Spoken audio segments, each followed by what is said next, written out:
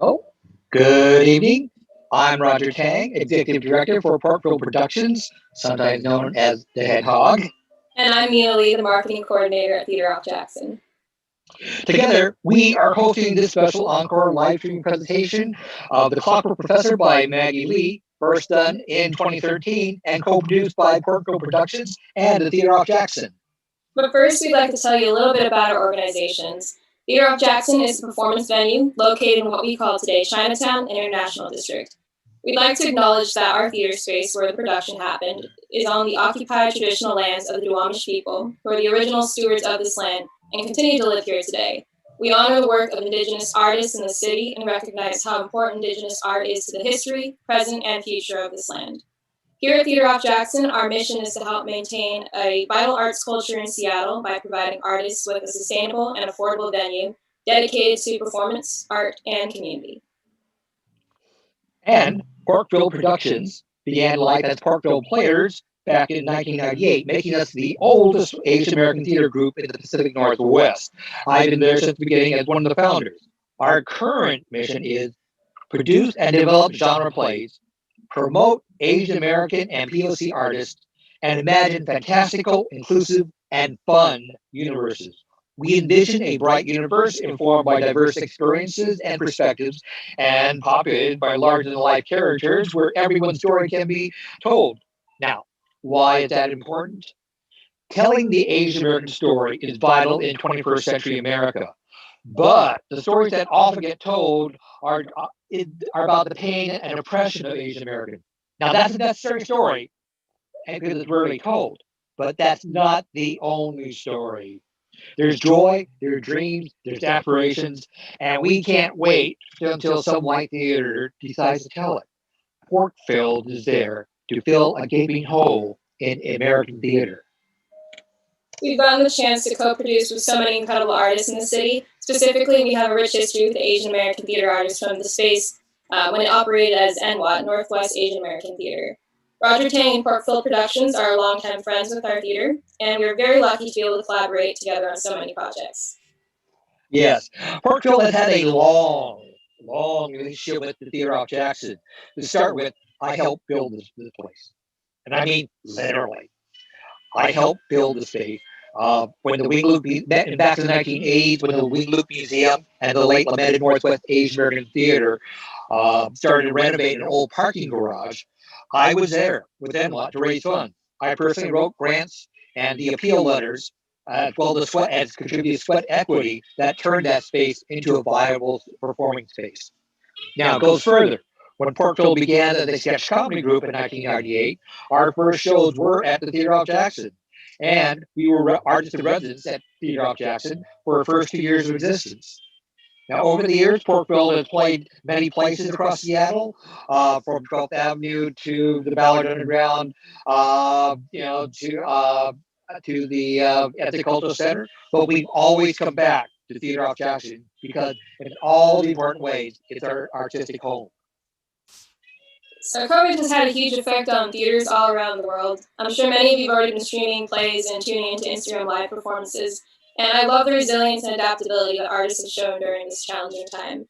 And I also felt like this would be a good time for us to revisit old work as a community. So Roger and I thought this would be a great way for us to bring back the 2013 production of The Clockwork Professor by Maggie Lee, and for all of us near and far to Seattle, have this chance to see a very, very special play.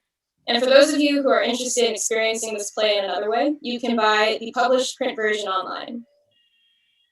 Indeed. Go down to Amazon, look for The Clockwork Professor, and there it is. Now, while it wasn't the first full-length play that Parkville's ever done, Clockwork has set the tone for the kind of theater we wanted to do now. Earnest, heartfelt, and emotionally honest. It's direct, sincere, and without overdosing on irony. And above all, it's fun. There may be villains and evildoers. There may even be dire losses, but there's always a sense that people can handle themselves. You can see this in almost all our shows, including our last one, The Brothers Paranormal, which was done, not by coincidence, at the Theater off Jackson. Before we get started with the show, we'd like to give a huge thanks to Northwest Art Streaming Hub and Alvin for producing this with us at Nash and for helping us get the stream together. Please note that captions are available in the stream and you can access those in your video settings below. There will also be a short intermission after the first act for any bathroom breaks or snack refills you might need. And following the show, Maggie Lee and Amy Poisson, the director, will be joining us for a short Q&A. If you have any questions, feel free to message Theater off Jackson or Parkfield. We'll be happy to assist.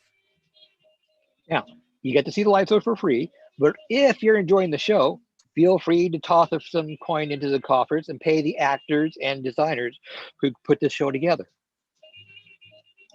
And the two production teams that put them together. The Theater off Jackson is a 501c3 charitable organization, and you can make a tax-deductible donation here.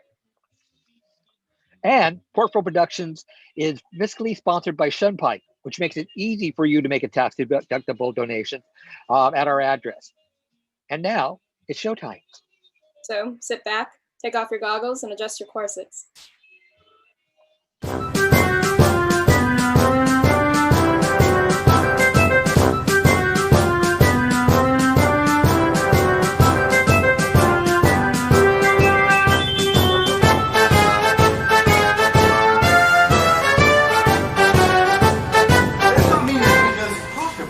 See your type hanging around this borough. Wait! Don't tell me you're lost! Well, ain't you in luck? The name's Lawrence Howe, and I'm the fellow with the skinny on anything and everything here in New Providence. I could point you to the most fetching of Fraulines in the Red Lantern District, or to a spicy game of Dag and Dice over at Yale's Gambling Club.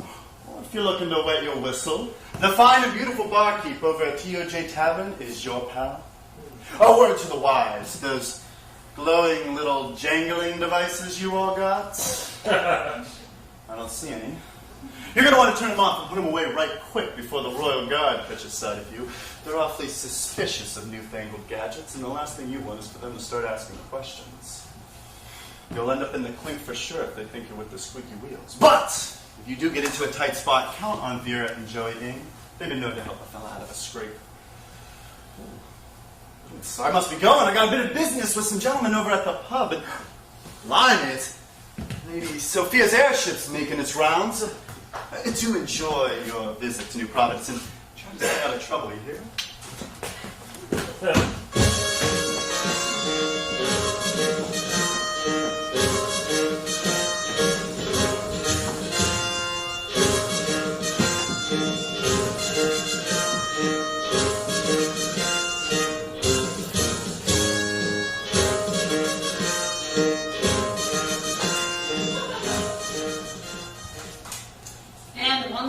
The citizens of New Providence are treated to the sight of the Royal Airship, the Benevolence. Those looking towards the heavens may catch a glimpse of our beloved Lady Sophia in her weekly radio address to our fair city. A toast to you, my dear New Providence, as we strive towards a bright tomorrow. Those troublesome elements who seek to cause unrest in our fair city will not succeed.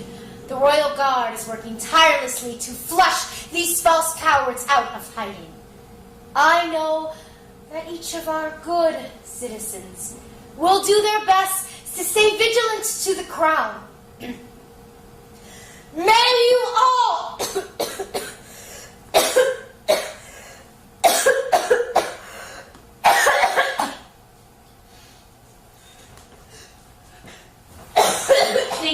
be so clear. We are informed that the lady has been suffering from a touch of the tropical influenza, so please join us in wishing her a speedy recovery. No doubt it was the unfortunate news of the lady's illness which has triggered a small rash of resistance incidents, including the raiding of a military supply train and a minor explosion at the South Gate Barracks. Members of the notorious Squeaky Wheel organization were apprehended in the Crookback Narrows Borough and will soon face due justice in the royal court. And now, in the sporting world, the new bicycle polo league is really heating up this season. Professor? Excuse me, Professor? What's that? Oh, Miss James, what can I do for you? Dozed off on the floor again last night, Professor? Nonsense, I've been up for hours. I was just down there looking for my glasses. I see. I believe you will find them on your head. Ah, yes. Excellent work as usual. I say, is that tea I spy? I thought you could use a cup since you missed breakfast. Thank you.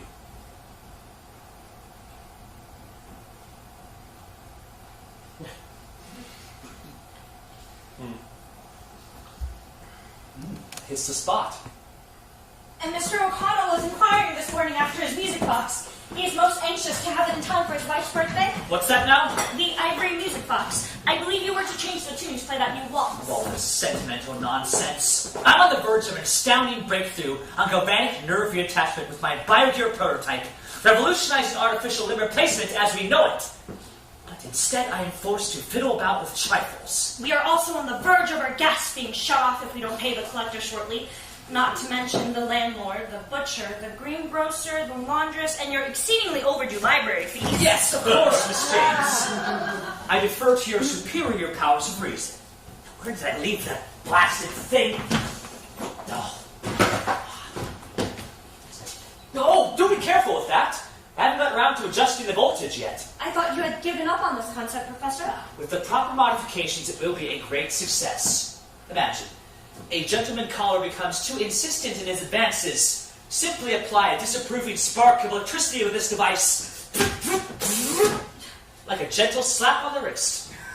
I shall call it the Pocketbook Protector. All of the fashionable young ladies will want one. As long as it only slaps a gentleman rather than incinerating him. I do wish you hadn't tested it on the good sitting room pillows. That minor sacrifice in the name of science. Not. Here's that music box. Perhaps you could give it a polish before sending it over to the O'Connells. With our bill, of course. Certainly, Professor.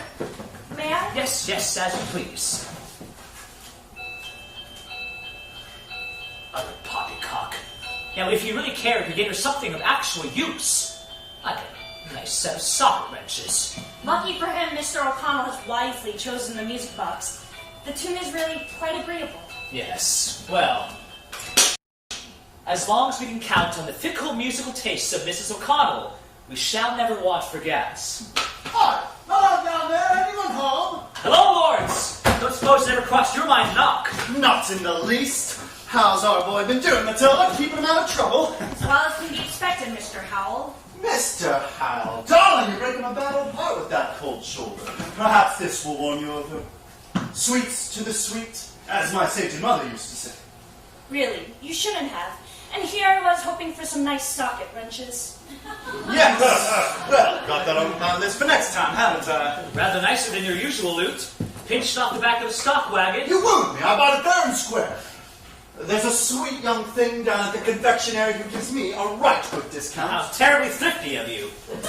I'm a sucker for a lost cause, I reckon. It's my undoing. I'll get a smile out of you yet, Matilda James. One of these days. I await with great interest.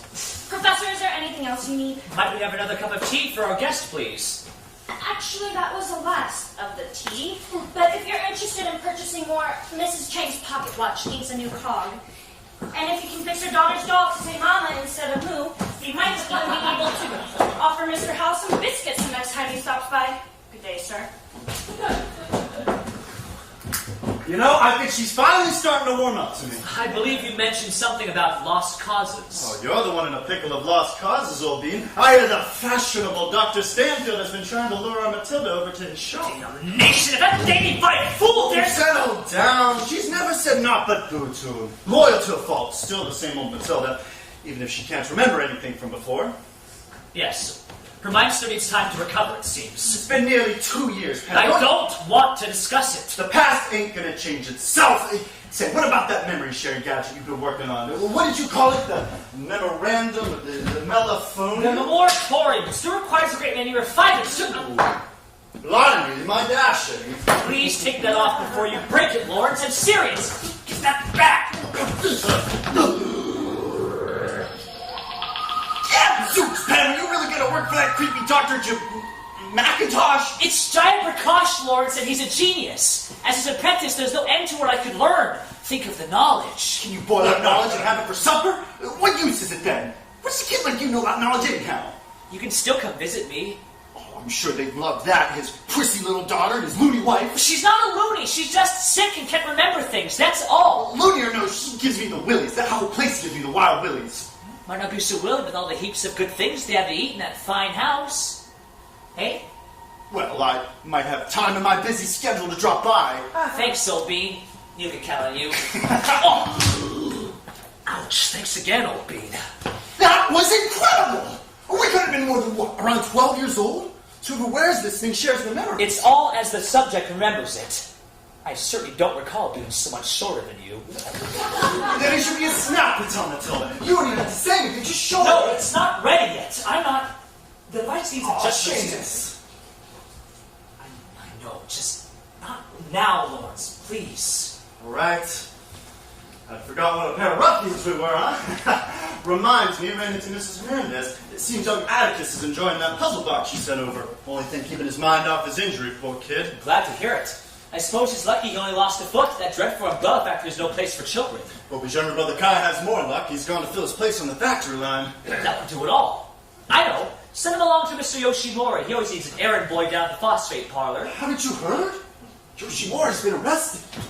Never for? Treason, high treason. It's somehow linked him to the squeaky wheels. Preposterous. He must be nearly 80 years old. If the squeak sneezes and you so much as say, bless you, that's enough to get you arrested by the Royal Guard. Poor old bastard. It's enough to get even my mild dander up at the crime shame of it. I'm surprised at you, Lawrence. You sound almost serious. I heard the ladies like a fellow with a little gravitas. Ask Matilda when she gets back. I trust you're keeping your nose clean. Who, me? Oh, I'm a businessman, not so revolutionary. Which reminds me, I've got a little proposition for you. Here we go again. I told you I don't have any money to bankroll another one of your crazy schemes. The outlandish idea for a portable telegraph was the last straw. That would have been a success if the carrier pigeon syndicate's brute squad hadn't upset all of our public demonstrations. No, this job's more your specialty. A job? What kind of job? A fixing job. Pays well, too. Not like these little gizmos you've been scraping out a living on. You know what they call you back at the Crookback Narrows? The Clockwork Professor. Healer of broken toys and household appliances. Not quite the respectable title you always dreamed up. Better than I deserve, I suspect. But with some real capital, you could get yourself a proper workshop and concentrate more on your research like that bio-thingamabob. A biogear replacement limb. Now that my prototype's complete, it needs proper testing. If only I... Exactly! If only! We wouldn't want to stem the tide of progress, right? And there's Matilda. I know you want to take care of her. Yes, there's that. So, what do you say? Shall I continue? I'm listening. Some gentleman came by the pub, a little quiet, like, if you know what I'm saying. I said I might be able to get them in touch with the fixer. They're waiting around the corner in their buggy now. Now you brought them here? No time like the present. I'm not sure about this. What do you know about that? I know that their money is good and real. Look, if something about the deal smells off, just play dumb and pretend like you can't fix the little doohickey. We're all scot-free. I suppose. Come on, Pam, what could possibly go wrong? You always say that! Why do I feel like I'm going to regret this? And you always say that. Usually for good reason. All right, Come in, I'll be back in a jiff.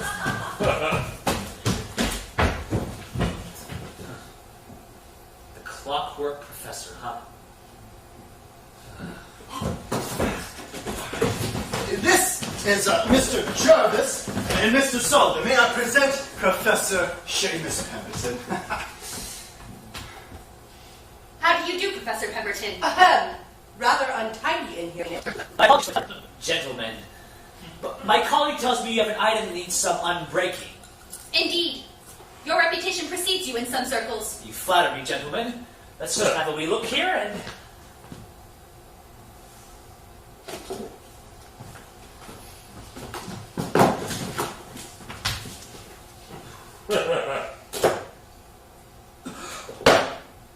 Sorry, old bean, a little out of your league. Yes, sorry for your time, gentlemen, but it is far beyond my skills. Well, what can you do? And let's be honest, there's another shot. Try so modest, Professor Pemberton. Surely you remember this device from your apprenticeship with Dr. Jayaprakash.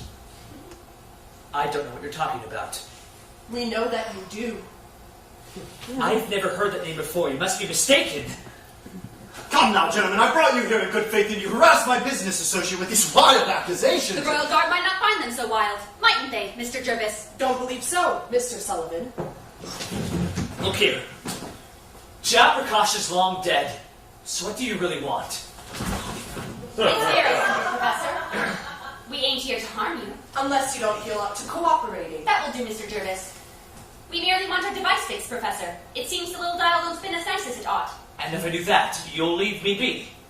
Not only that, there's some reward for your trouble. As well as your discretion. My, that's a lot. So shiny. Also, though Dr. Jayaprakash is gone, I reckon there is still someone in the Crown who'd be a mite interested in information about him. Or his former associates. So, what do you say, Professor? You get something, we get something.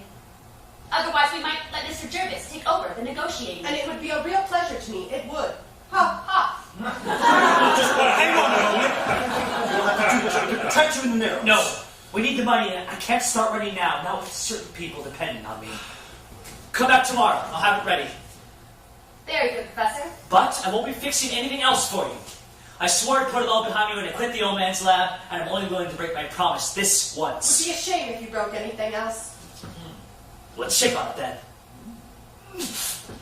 Good day, Professor Pemberton. And you, try to pick up after yourself a bit, will you?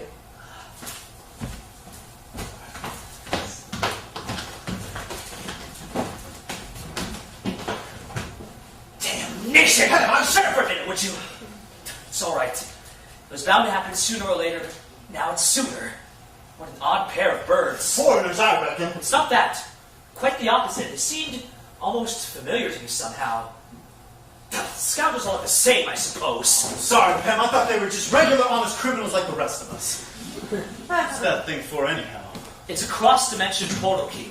The old man developed it for the Crown back when they were still feeding him research grants. It's 4-dimensional travel. I thought there were only 3 dimensions.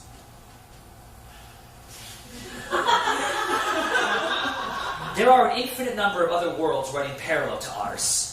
Some beautiful, some not, and many that are very dangerous. The Crown was especially interested in exploring the latter ones to collect items for their defense lab. Diseases, monstrous creatures, and of course, the most perilous of weapons. Lime, it's like a bottomless box of nasty toys.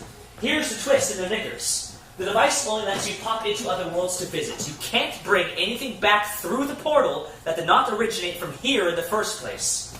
Since the portal key was useless for their collection purposes, the Crown cut off the project. Basically, it's just an amusement for the bored or the curious. Maybe they're just one of the curiously bored. Maybe.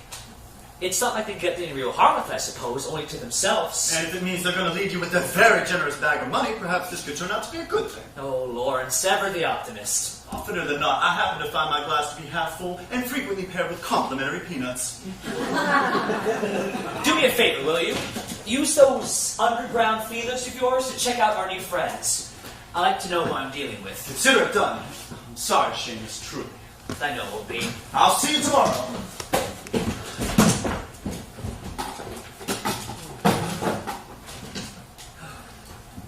I see. The inner coiling is corroded. I could pull the spare of the old transistor. Where did I leave that vice-blasted thing? And in other news, Dr. Balthazar Higgins, a trusted advisor to the Crown, updates us on the diplomatic efforts of the Lady Sophia. We now join the press conference live.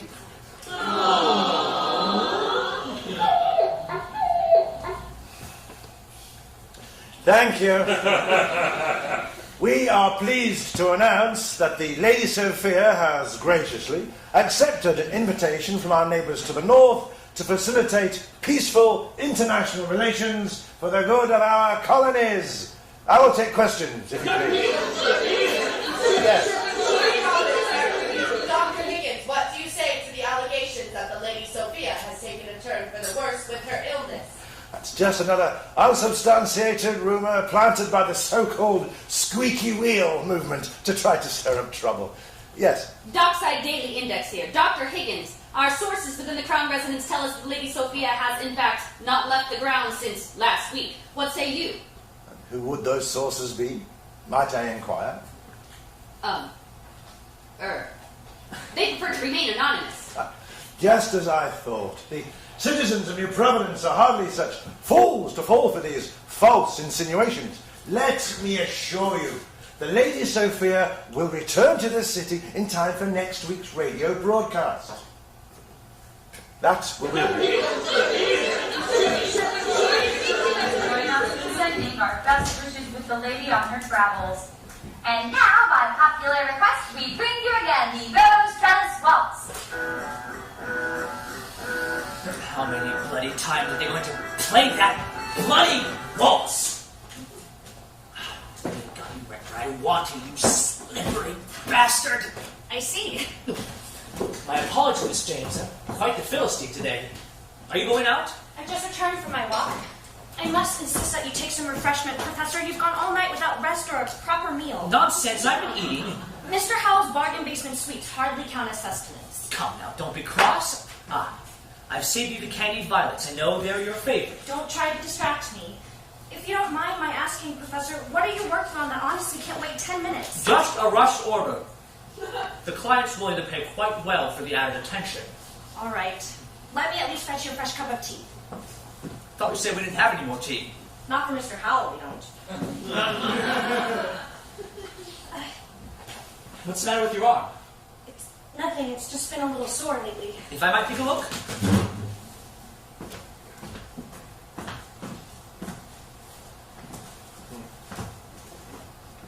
I see. The padding's worn so thin it's shaping your wrist. How terribly careless of me to neglect your equipment. I'll see to it first thing once I'm through here. This old hook's always been much too heavy for you. I rather like it. It's so reliably solid. Like an old friend.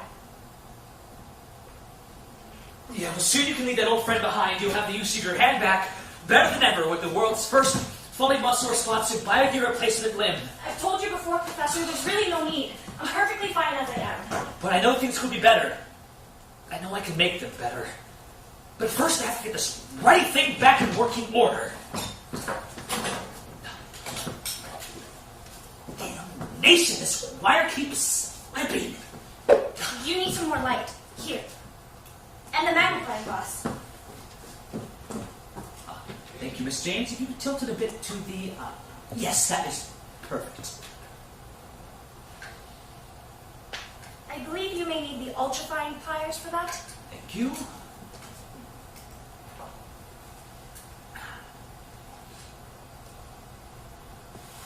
Did you have a pleasant walk? Yes, but the weather is getting a bit brisk.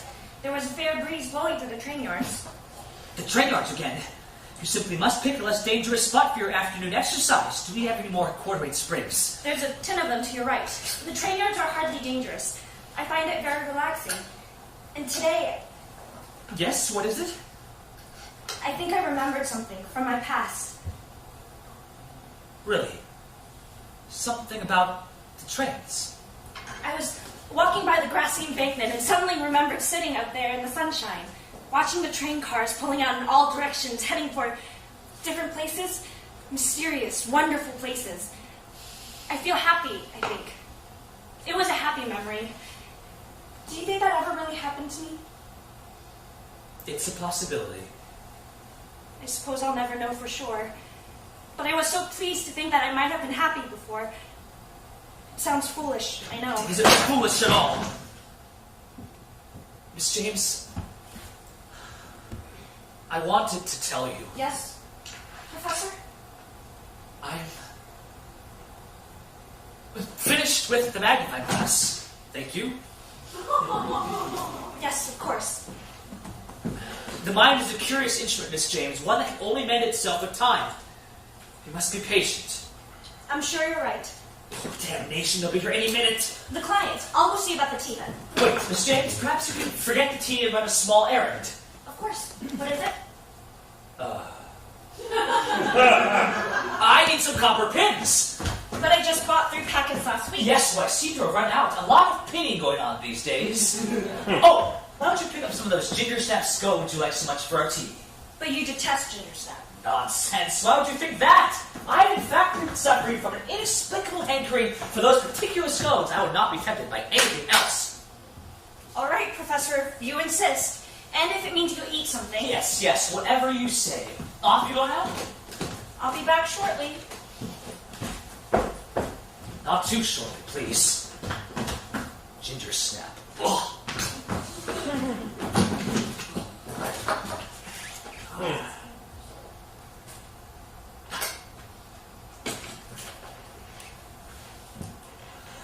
Got you, little fiend! Well, the old man would have laughed to see me now. Oh, ha! I saw Matilda turning the corner as we pulled up. House tricks. Right on schedule. Where's Jervis and Sullivan? They're up in the foyer. So, did you manage to fix it? What kind of question is that? What'd you find out about them? Not much. They were last spotted lurking around an old warehouse near the port. Other than that, there's a disturbing lack of information about Mr. Sullivan and Jervis. They've got neither friends nor enemies, which makes them all the more dangerous in my book. That is not very comforting. Let's just get this over with. Down here, gentlemen!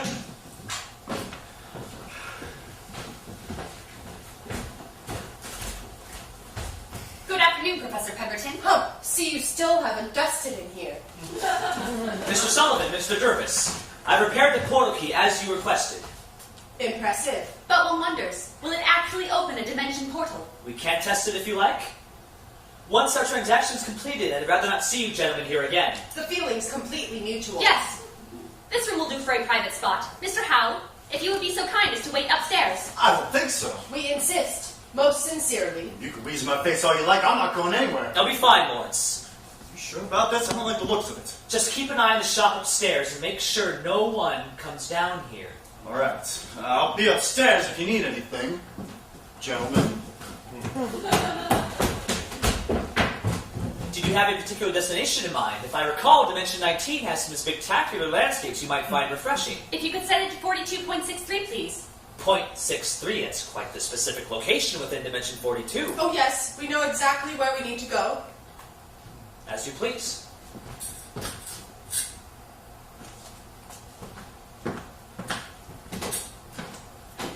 Are you ready? One moment. What's that for? You're a very intelligent man, Professor Pemberton. I'm sure you'll agree that it's best not to ask too many questions. Look here. You know you can't bring anything back from there, right? We know how it works. We ain't idiots. All right, just don't blame me if it doesn't turn out the way you expect. It's ready. Won't be a moment, Mr. Sullivan. Indeed, Mr. Jervis.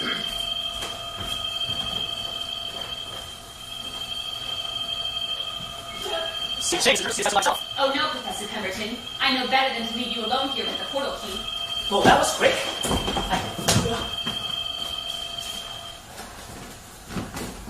I see you were successful, Mr. Jervis. Indeed, Mr. Sullivan. This one was a mite more spirited than the others. Her keeper seemed rather too young. He actually tried to stop me. Ha! Ha! What have you done? Who is that? Never you mind, Professor. Just leave me out. You can't bring someone from their world back here. It's impossible. Now, didn't we agree not to ask too many questions? Your payment, Professor. And I'm sure you understand to forget this incident as soon as possible. Otherwise, we'd have to pay you another visit, and it wouldn't be nearly as pleasant. Come on, darling. He said As if I never believe a word out of your mouth, Mr. Howell. Don't you dare tell me where. What exactly is going on down here? Mother of Doom, Lawrence asked you to do one thing you can't even! Who are these men? What is that? Is there someone in there? They were just leaving. Matilda, please just let them go, then I can explain everything. Mr. Jervis, I seem to recall something about the lady. Do you? I do as well. Miss Matilda, is it? No. You're looking well. No, don't speak to her. That wasn't part of our deal. You have what you want. I must insist. You leave now. What are they talking about? Do they know me? Miss James, please just let them go. There are some parts of the meeting, Matilda. Perhaps we should escort her along, Mr. Jervis. My thoughts exactly, Mr. Sullivan. What do you mean by that? No, stop! Lawrence, help me! I can't breathe! This fucking thing off me! My goodness. That's the Lady Sophia! Lady, what? Who are you people? And where are my clothes, you sick freaks?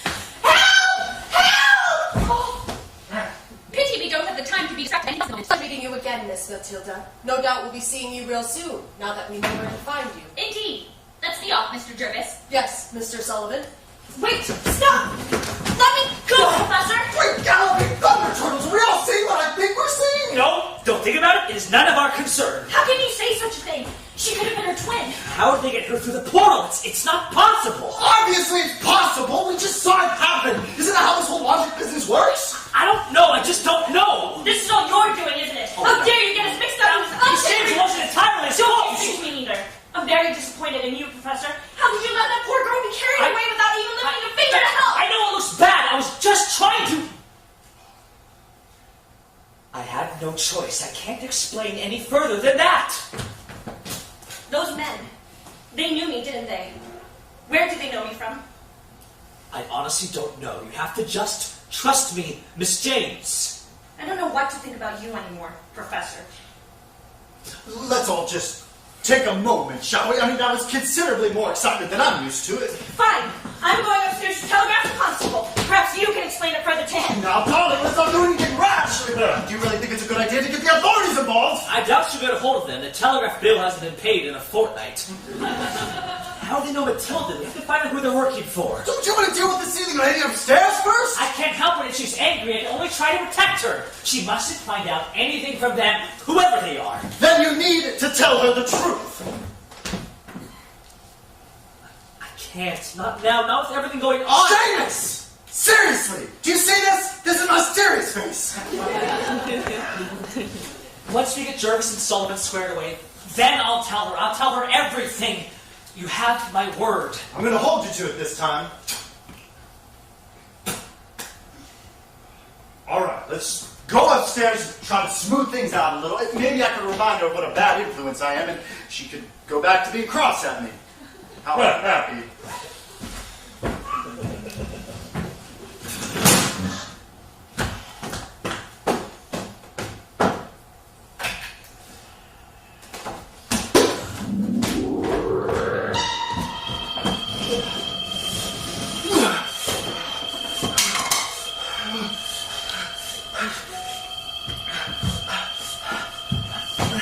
Damnation, I thought I heard something! Not another one! Who is that? This is completely impossible! Shut that thing off, will you? What's next? A couple of rabbits or a partridge in a pear tree? Hello? Are you alright? Did I make it? That depends on where you wanted to go. Sophie, I need to find her. Sophie? You mean the Lady Sophia? No, Sophie, I need to save her. I need to bring her back. Who the bloody hell is Sophie?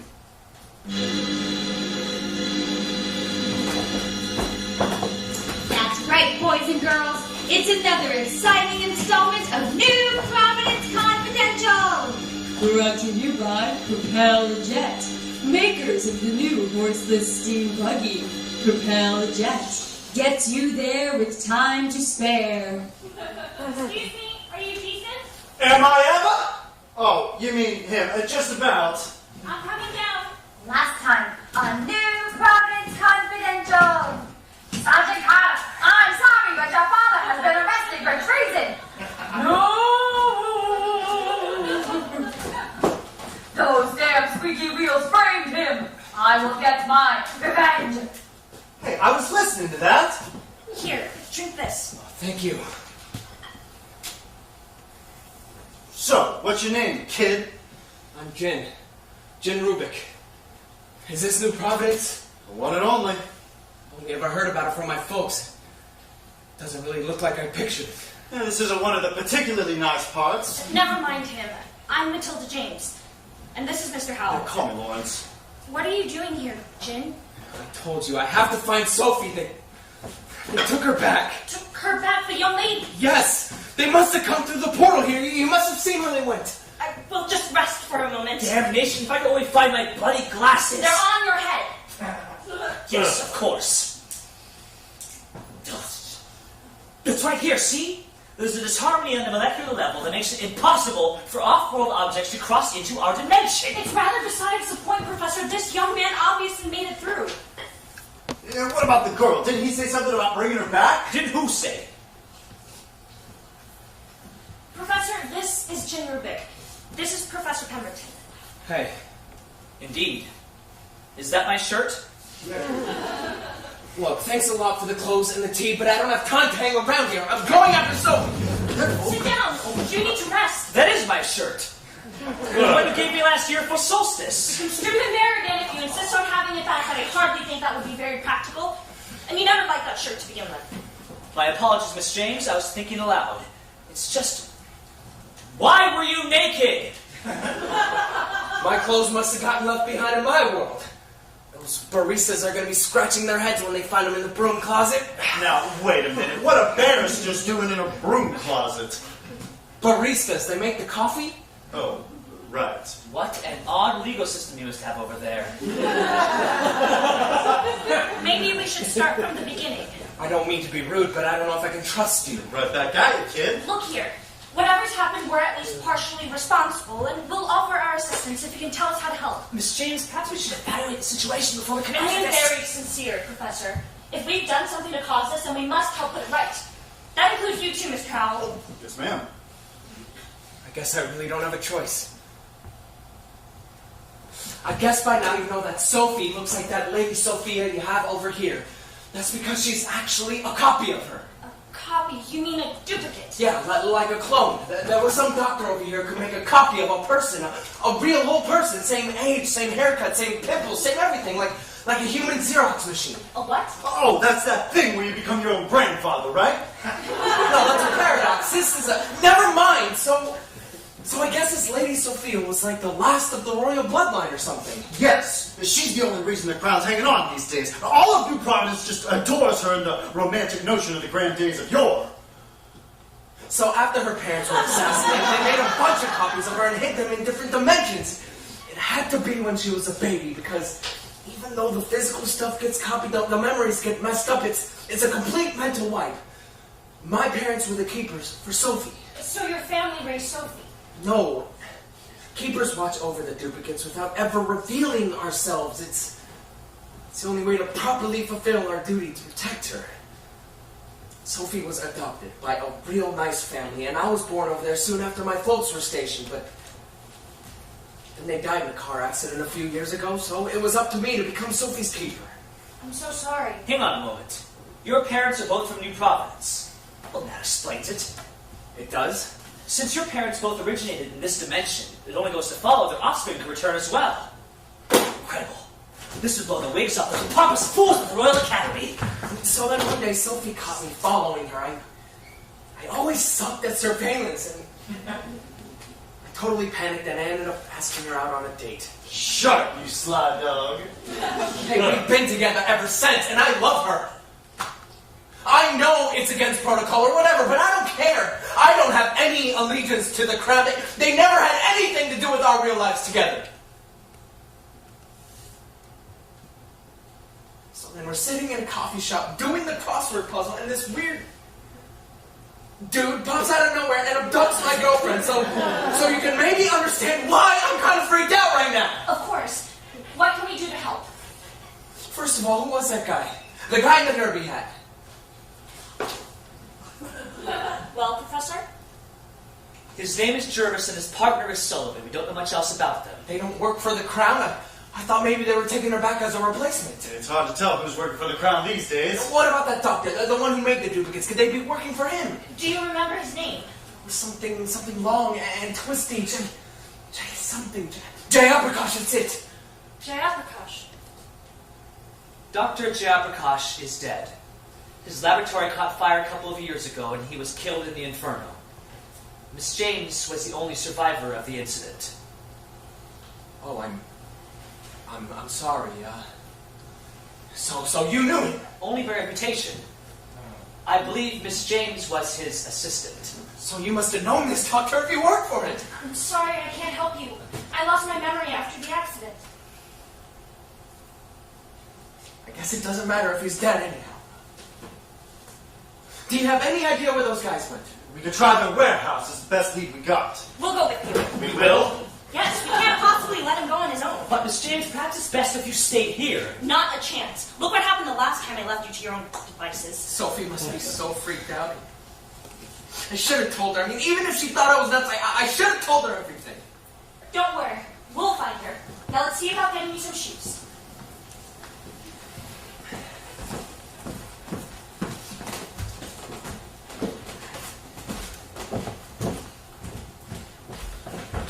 So, you were awfully quiet.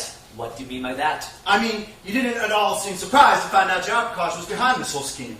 You knew about it the whole time, didn't you? I knew about the cloning machine, the corpus duplicator, but not about the rest of it. This must have been why the Royal Guard raided his lab that day. The old man stopped playing nice with Higgins and his dirty secrets. What is it? Wanted to stay behind here with the shop. Not a chance. You need me. What I don't need is you fainting away at the sight of blood like you always do. We may see a drop or two. I won't faint. Get a little dizzy, that's all. If you really want to help, it'll do me a world of good to know someone will be here to take care of Matilda in case something happens. She's not going to like that, but I will. You know I will. Good man. So where's this warehouse? Oh, it's at the end of Old Sardine Row. It smells of sardines. It's got a big picture of a sardine. Got it. Wish us luck. Aren't you going to bring a weapon or something? Weapon. Right. Oh, that'll have them quaking in their boots for sure. Good luck, Penny. Thanks. Old bean. We got those dirty squeaks surrounded, Sergeant Carter. Good work, Lieutenant. Those resistance scum will know what hit 'em. Will the Spark complete the mission? Will the squeaky wheels pull off their nefarious plan? Can Sergeant Carter redeem his father's good name? Find out next week on New Providence Confidential.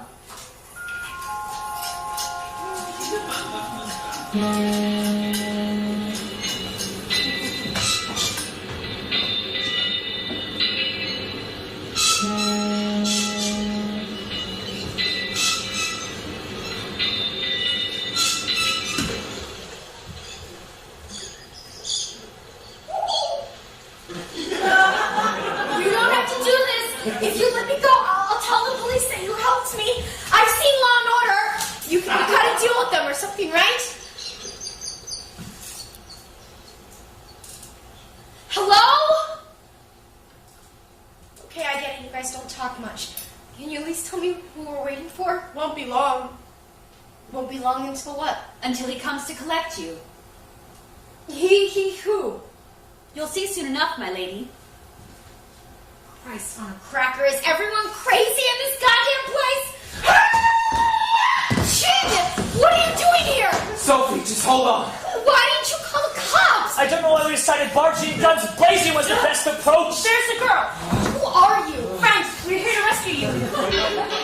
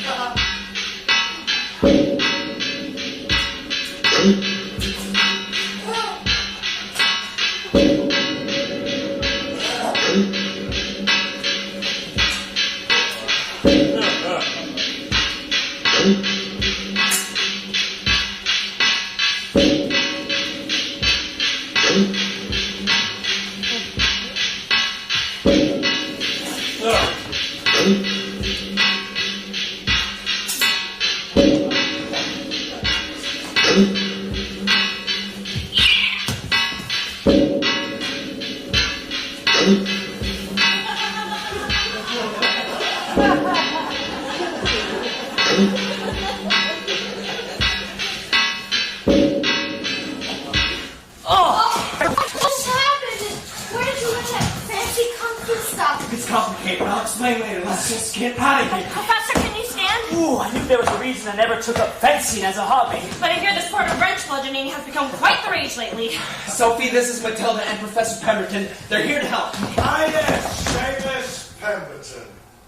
So glad you could join us. Dr. Higgins. I should have guessed. Higgins? Who is this guy? You're asking who's behind all this. Most likely you're looking at him. Professor, you're acquainted with Dr. Higgins. Professor? Are you seriously using that ridiculous title? Professor of what, exactly? Oh, yes. You're the Clockwork Professor these days, aren't you, Pemberton? It's an honest living. More than I can say for you, Balthazar. And Matilda. What is it now? Oh, yes, Matilda James, is it? How do you know my name? I know a great deal about you. Likely more than you know yourself. Jin, take the ladies and go. I can handle this one. No, we won't leave you. I won't. You please just do what I say for once. Hey, I got a great idea. Why don't we all just get out of here? Oh, I'm afraid we can't have that, young keeper.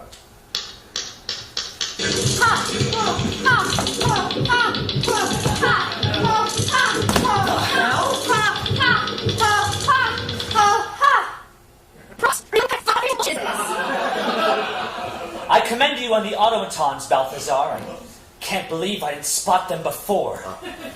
That's the rubber compound skin. Just a little trick of my own devising. Makes them quite useful to pass off as humans when I need to run errands with a certain amount of discretion. Though they are still a little dull at conversation. You always did have a talent for window dressing. Ha! Ha! Ha! You're still as impertinent as ever. I'd say it's a fair improvement that can dupe even you, considering how much work you put into them with your own two hands. What are you talking about? Professor, what are you talking about? I find all this talk is getting rather tedious. Jervis, Sullivan, finish this.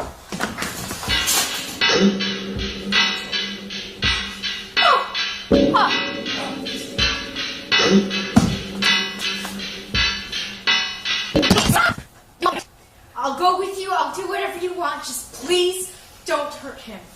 My Lady Sophia, it is our honor to do your bidding.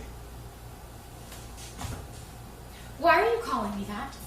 My name is Sophie. Sophie Park. Not anymore, my lady.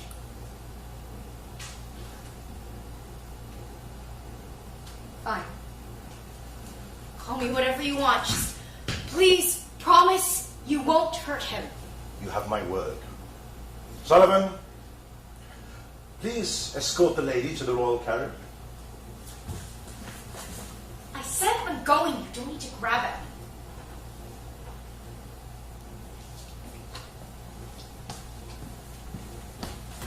You promised. If you hurt him, I'm going to hunt you down and kick your ass into your skull, whoever you are. Duly noted, my lady. Now, Pemberton, I'd like a word with you. You let Matilda go and you can have as many as you like. Perhaps we should go somewhere where we can talk more freely. Jervis? Right this way, miss.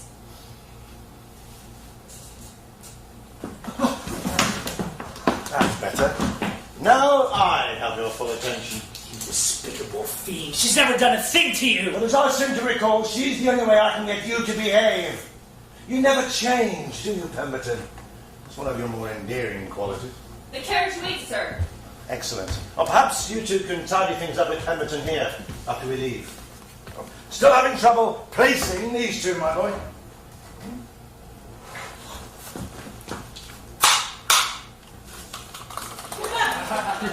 Great galloping thunder turtles, it can't be! Those two meek cleaning bots we built, transformed into these brutish thugs? Oh, they were easy enough to train in other skills to be of real use to me. Not to mention, my laboratory is always completely spotless. Jojo? And Sausage, don't you recognize me? We named Sir Jervis and Sullivan now. And we recognize you plenty, Professor. How could you do this? We never programmed you for violence. We were programmed to serve our master. After you abandoned us, our master gave us a new purpose. And our master's enemy is our enemy, Professor. You taught us to reason well enough. We didn't abandon you. Poor Maggie was heartbroken when the old man sold you to the Crown residence. Poor Miss Matilda has had her share of heartbreak. I take it you haven't told her the truth about you and Jabrakash, or what she really is? No, you couldn't have. Or else there's no way she would have stayed with you. So, let's make an exchange. I want his notes, Pemberton. Everything was destroyed in the fire. But there you were that day somehow. And you must have taken a few things home with you to let all that precious knowledge go up in smoke for nothing. It's against your very nature, isn't it? Everything in that laboratory was fit to burn. I won't ask you again. I want his notes on a corpus duplicator. And the longer you make me wait, who knows what little tidbits I might let slip to Matilda. Am I being perfectly clear? Yes. Exceedingly. Wonderful. Then Jervis and Sullivan will see you home.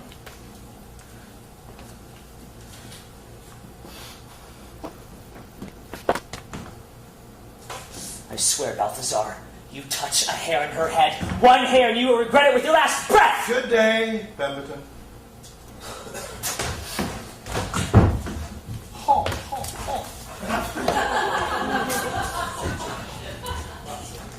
Yes.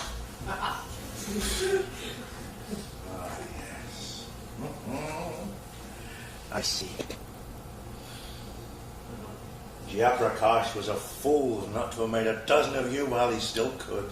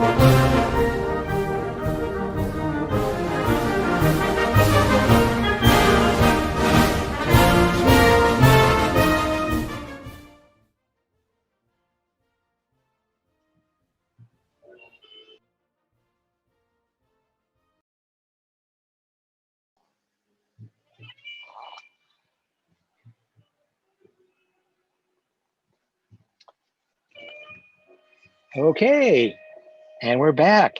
Thank you much. And now, wasn't that fun? Yeah, so great. I love it. And this is the first time you've seen it, right? It is. Yeah, it's the very first time, and it's so fun. Oh, Maggie, it was so great. Well, part of the success with the Clockwork Professor was from our interaction with Seattle's steampunk community. During the decade of the 2010s, Seattle could justifiably be claimed to be one of the capitals of steampunk for the world. Now, the Seattle steampunk community was extremely well organized. They had regular gatherings of all sorts, ranging from the very casual drop-ins at places like the Wayward Cafe to regular picnics at Gaswork Park, where it is a fabulous place to be steampunk. The architecture fits it, extremely well, and all the way up to organized fan conventions that took place over several days, like SteamCon, sort of it's a multi-day convention devoted to all aspects of steampunk, sort of like Comic-Con. And these people love to dress up. They are dressed to the nines all the time. And with their goggles, cords, and some of the finest haberdashery you have ever seen. Seattle Steam Rants, they call themselves, dressed to kill, and the group nights at Professor were fun for them and the rest of the audience. Now, that fashion wasn't their only contribution. One of the most famous figures in the steampunk community locally is Phil Folio. He is the creator of Girl Genius, a long-running webcomic that's been a 3-time Hugo Award winner. That's the top fan award for science fiction. And we managed to snag him to create the artwork for our poster, which grabbed a lot of attention in the steampunk community, the science fiction community, and the theater community. Standing poster.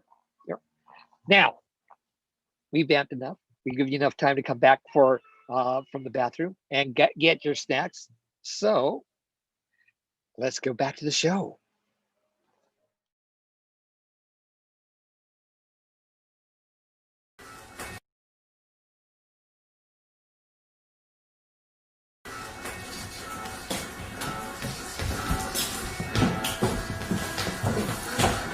Please turn off that bloody waltz! Pep, what happened? I lost her. I lost all of them. How in the blue blazes did you get out? Higgins was behind it.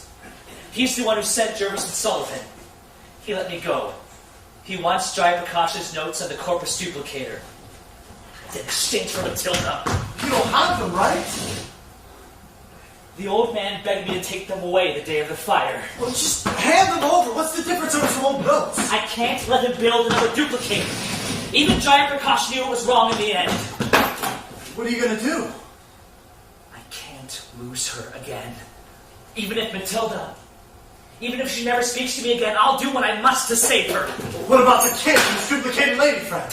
I don't know. Look here, I'm not some bloody knight. I haven't the foggiest notion how to storm castles or rescue damsels in distress. It's not like we can just knock on the back door and ask politely. Knock on the back door? Wait a minute, I think I'm about to have an idea. Stand back, I'm about to be brilliant. It never work. We need another one of these portal keys. What, like this one?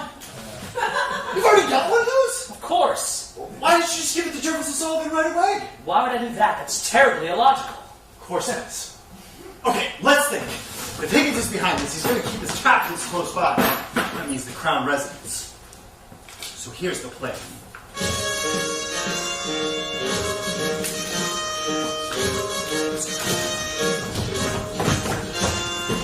Good morning to you, New Providence. And now a segment from Chef Garbanzo on the proper way to flip an omelet with panache. Brought to you by Cluckville Farms. Remember, an egg a day keeps the phrenologist away.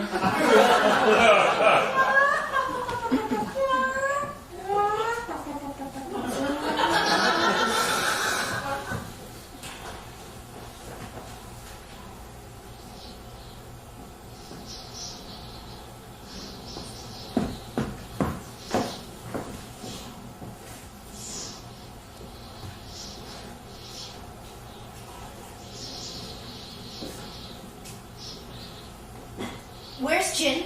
he all right? Safe and sound. You'll find I'm a man of my word, my lady. I want to see him. Only in good time. You look just lovely, my lady. So pleased that dress fits. Some of the others haven't kept their figures quite so well. The others? What are you talking about? The duplicates that came before you. Or, as you might say, the other clones. The other. Okay. So I'm a clone now, is that it? Not just any clone. You are a copy of our beloved Lady Sophia. Great. Just great. I'm gonna wake up any minute now, and this all would have been some crazy-ass dream. I assure you, this is quite real. And the sooner you accept it, the better off you'll be. It's not a bad life at all, being royalty. Except... What? The crown has many enemies, unfortunately, and the Lady Sophia tends to be a natural target. It's a very good thing you plan for backups, or who knows what state New Providence would be in today. Are you talking about assassinations? Political assassinations? Oh, wonderful. You understand. The original Lady Sophia was a bright girl, but some of her duplicates could be unbearably slow. It does raise a few interesting anomalies in the golden rule of nature over nurture. So you want me to play the part of this Lady Sophia, is that it? Not at all. You are the Lady Sophia. No, I'm not. I'm myself. I'm Sophie. Everything that's happened in your life until now has been in preparation for this moment. Why do you think that young keeper has been so diligent about keeping close to you? Keeper? What keeper? Young man who's so devoted to you. Jim knew about this? He knew. Yes. He and his family have been watching over you your entire life. That's not possible. We just met a couple years ago. But perhaps sometimes he seems to know a little too much about you. Stories from your childhood, people he's never met before. That doesn't mean anything. The keepers are masters in the art of subtle influence. They've steered every choice you've made, every event that's happened, every feeling you've had. Your young man wasn't an official keeper, so it's understandable if he made the mistake of fabricating a relationship with you. We do apologize for any trouble this may have caused. No, that's not true. Jin loves me. He wouldn't. He wouldn't. Please, my lady, you were overwrought. All that is behind you now. The only life is here. You are the last tie to the true rulers, the golden era of New Providence. It is your solemn duty to help keep that beautiful dream alive. What the hell are you talking about? Looking out onto the streets today, you'd never think it was the same place. Overrun with old country refugees and savoury words like democracy being bandied about, strange new music being played in the pubs. I won't stand for it, and neither shall you. Your family has ruled here for over 10 generations, and I won't sit idly by while some upstart resistance tries to destroy everything we've worked for. My family.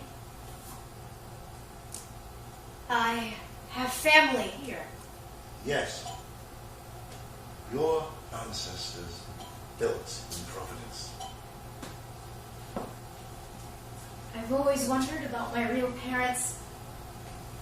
Killed tragically in the line of duty. I'm afraid.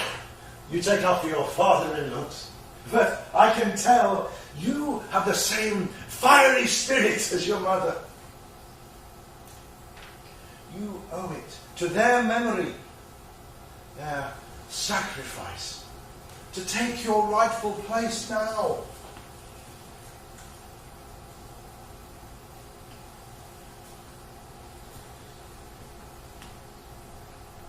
No, I never met them. How could they be my family? I have a family. I have parents and friends and plans. that need watering, and half a Dutch apple pie left at home in the fridge. Back home. That's my real life. Are you sure about that? Yes. I don't belong here. The longer you stay here, the more you'll realize that this is where you truly belong.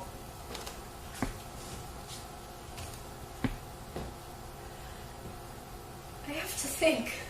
I understand. However, the Lady Sophia must give her weekly radio address tomorrow. If you would be so kind as to look over these notes.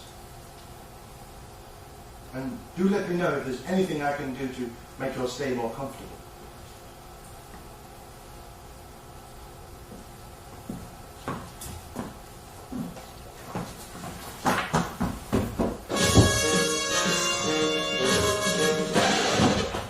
Excuse me, ladies and gentlemen, but it appears that our studio is being... Rise up, New Providence! The squeaky-wheels are here to liberate your city! Rise up and let your voices be heard! Oh!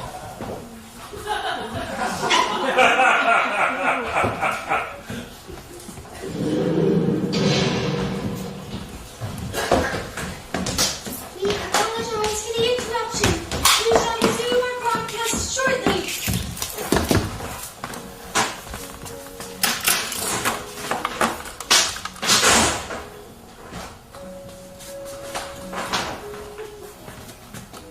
Mr. Sullivan, do you hear that?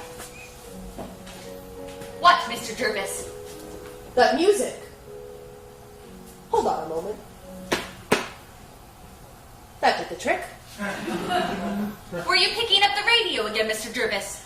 How irritating. At least it wasn't that bloody waltz.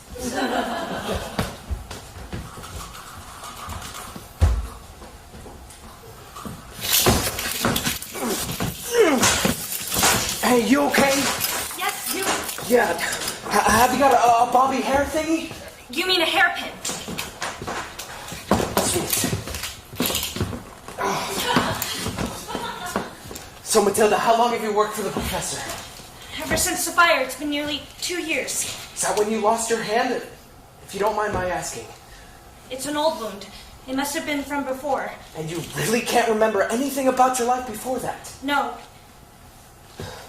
Well, actually, I get flashes sometimes. Just images. Like, there's this woman, she's confused. She can never remember my name. And there's a secret door under the stairs. It's forbidden. Then I'm trying to find something, but I can't see. The smoke is pressing into my skull. I assumed that was a fire. It was lucky the professor was passing by and pulled me from the building before it collapsed. That was pretty lucky. He was very kind to take me in while I recovered, and I have stayed on to work for him ever since. But haven't you ever tried to find out anything about yourself on your own? Yes, of course. But it's a dreadful thing to wake up and not know who you are. I've finally gotten to a point where things make sense, where I feel safe. I suppose I put off anything that might have upset it. Look, I was wondering how much you trust him. The professor? I trust him with my life. Because when I was explaining to you all about Sophie and the cloning machine, he didn't seem too surprised. I mean, he looked kind of guilty. How well did he know this Jayaprakash guy? He's hardly ever spoken of him. And seriously, he just happened to be passing by the lab when it burned down? And he knew that guy Higgins pretty well, and Higgins recognized you too, and the whole thing with your memory. What are you trying to say? The coincidence is kind of weird, you know? It's not true. I'm not a duplicate. Okay, you're probably right, but it does seem weird. No, it's impossible! Hey, look, I didn't mean to freak you out. Okay, it doesn't change who you are, like Sophie. I don't know much about this lady Sophia, but Sophie is herself. She has her own soul, so whether you got here by a cloning machine or made by the plain old-fashioned way, it doesn't make a difference. You're here now. Very interesting, young keeper. How the hell does he keep popping out of nowhere like that? But you forget, all children made the old-fashioned way or otherwise have an obligation to their creators. That's not true. No one owns anyone. No. Your parents didn't impose certain duties, certain expectations upon you. That's different. I choose to protect Sophie. Oh, how touching. Miss Matilda, I'm interested to hear your opinion of this conversation. Why? Why do you know me? Jayaprakash had a daughter, you know. Intelligent and spirited, but an unfortunate accident in her youth left her crippled. I continue. Go on. A few years ago, she denounced her father and his research and disappeared without a trace. The good doctor was really quite distraught. I'm sure he would have done anything to get her back. And then, one day, Pemberton rescues a certain young lady with no memory, no past, from the fiery wreckage of the doctor's laboratory. Don't you want to know her name? Matilda. I don't believe you. The professor would have said Pemberton worked for Jayaprakash for years as his apprentice. And he certainly knew you. Oh, another version of you. You would have told me. You would have told me something But that... he didn't. He didn't say a word. Just shut up! Stop torturing her! I'm only trying to help Miss James understand who she really is. What she really is. It only takes a small tissue sample to activate the corpus duplicator, you know. A few hairs from a comb, perhaps, or a stray nibbled fingernail. Matilda, it doesn't matter. All that matters is That I'm here. Is there something else you wanted, Dr. Higgins? Yes, you'll have to be coming along with me now. Take it to heart. Pemberton does think enough of you that he's willing to trade your freedom for the very thing that he treasures most. Knowledge. Oh, we'll have to see how our new Lady Sophia performs at the radio address before we can let you run around freely. Although, the young lady was quite put out when she learnt of your true occupation. What the hell did you say to her? Only the truth. Here's a piece of fatherly advice, boy. The fairer sex rarely welcomes falsehoods, no matter what the reason. But you know you did not. I never... It was an all-laughing bastard! Oh, ladies can be so unreasonable, don't you find? Oh, present company excluded, of course. Matilda, please, if you see Sophie... I know.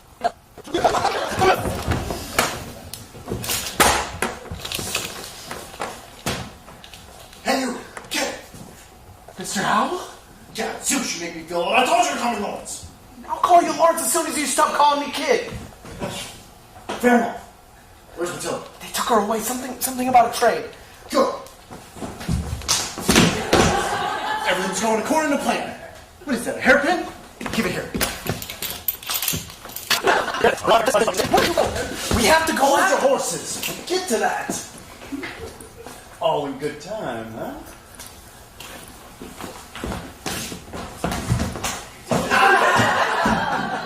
Come on.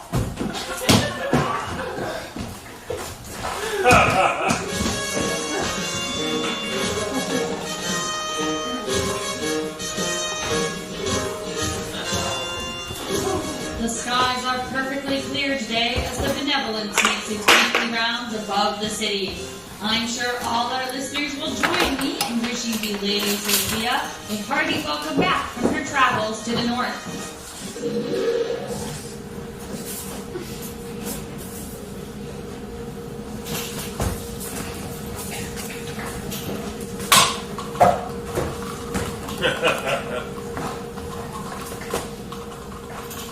Jervis! Yes, sir. And now the Lady Sophia. My dear citizens, it is an honor to once again be addressing you. My recent trip through the harsh climes of our barbaric northern neighbors has proved to be a timely reminder to us all to cherish the safety and prosperity of our awesome fair city, thanks to the mighty crown that protects us all. Until next week, your lady wishes you well.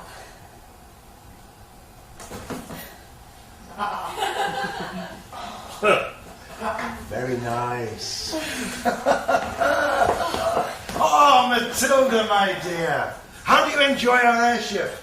Another one of your father's designs, I'm afraid, but I did patent the customized cup holders.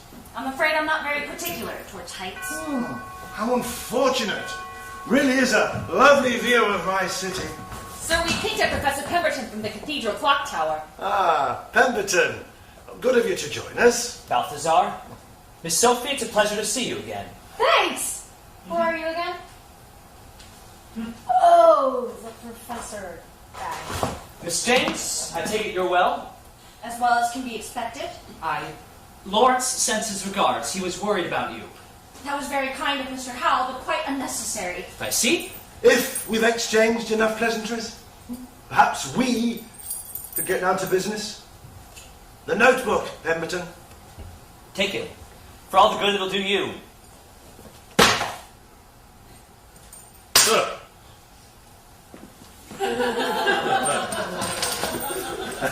At last. At long last. Now I insist you let us off this airship at once. Certainly.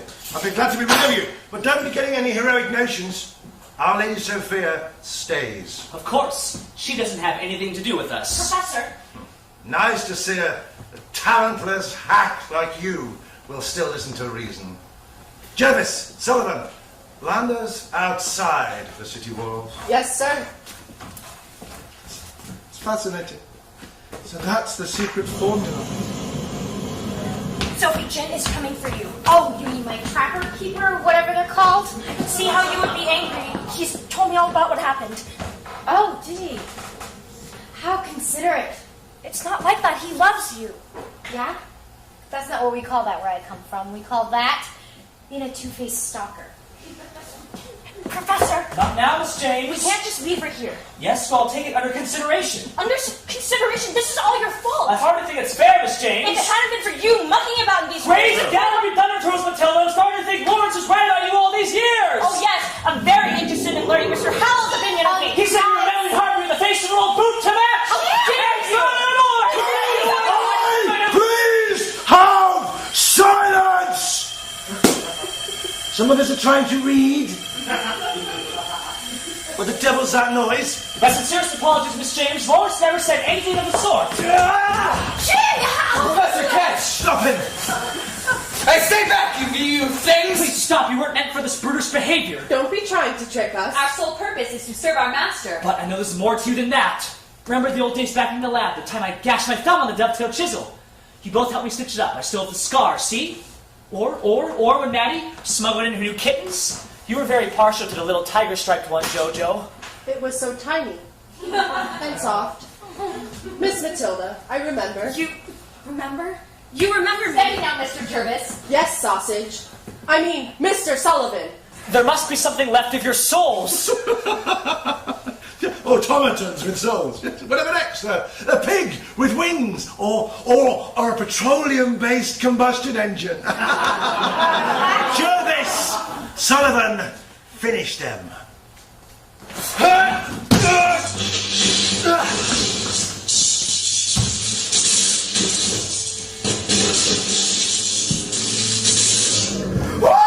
was kind of awesome!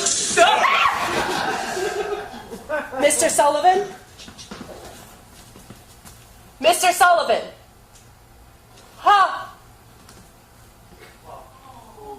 You've deactivated Mr. Sullivan. Jojo, you can still stop this. Jervis, I am your master now, and you will obey me. Yes, sir.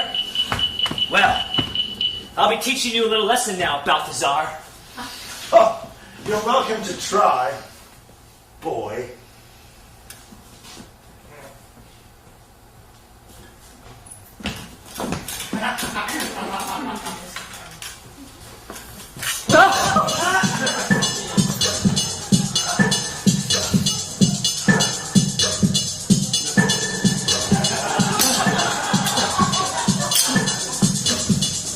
Sophie, stay back!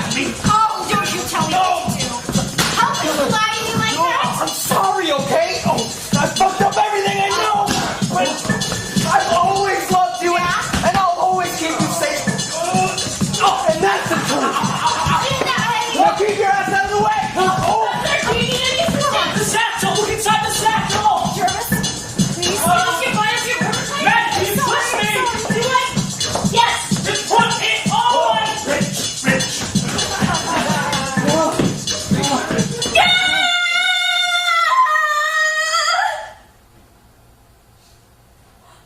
It's amazing.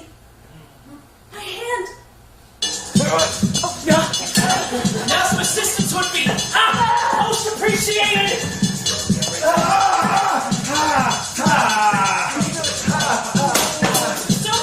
Jelly! Stop fooling around with that ridiculous keeper and get her! Matilda, behind you! Maddie! You stay back.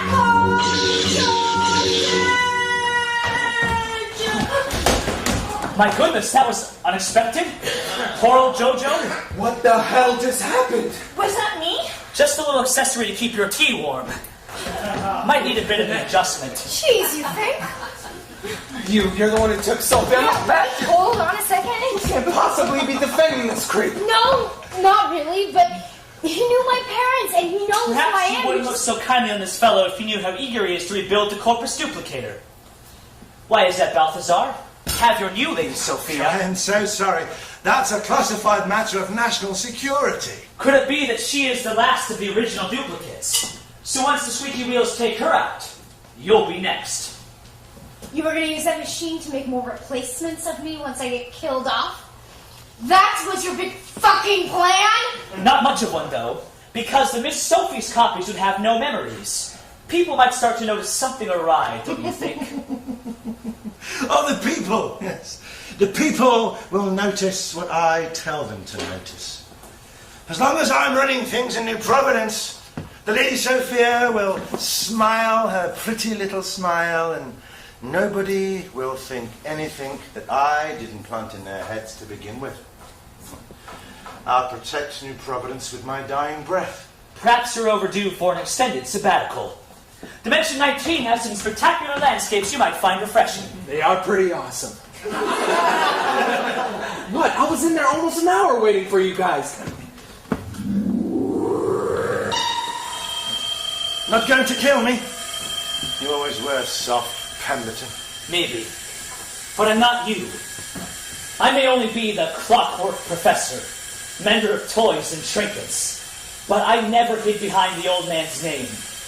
Your whole empire, this cheap facade that New Providence is built on, has all been kept alive by Jaya Prakash's inventions, and not yours. And you dare call me the talentless hack. Now move! Whatever you say. But nobody makes a fool of Balthazar Higgins. You'll regret that you didn't kill me when you had the chance, Pemberton. I promise you. Thank you for triggering the self-destruct benevolence will undergo obliteration in approximately 1 minute. Damnation! Why can't anything go the way it's supposed to? Hey, that was dumb! I definitely would have killed him! Yeah, me too. I'm sorry, but I'd have to agree. Now you all tell me! We have to go after him. That guy has all kinds of trouble. We have a more pressing problem at the moment. We're losing jet altitude dreadfully fast. We have a plan in place for just this sort of emergency. All right, we can't use Dimension 19 because that's where you're going to trap Higgins up. Mr. Howe said he used all the 146, Dimension 146. But the portal key will be smashed with the airship. We'll be trapped. Oh, hell no, trapped where? Please calm yourselves. It's all under control. No time for lollygagging. Off we go. Ladies Wait, first. there's something I need to do first. We don't have time. We might have gotten rid of Dr. Higgins, but I need to make sure that this is the last of it. Citizens of New Providence! For too many years, I have been held against my will by Dr. Higgins as a way to keep the city under his power. No more! I, the Lady Sophia, do declare freedom for all of New Providence! So good luck! And peace out! Well said, my lady. Peace out, seriously? I hear you all right. Let's just get out of here! Goodbye.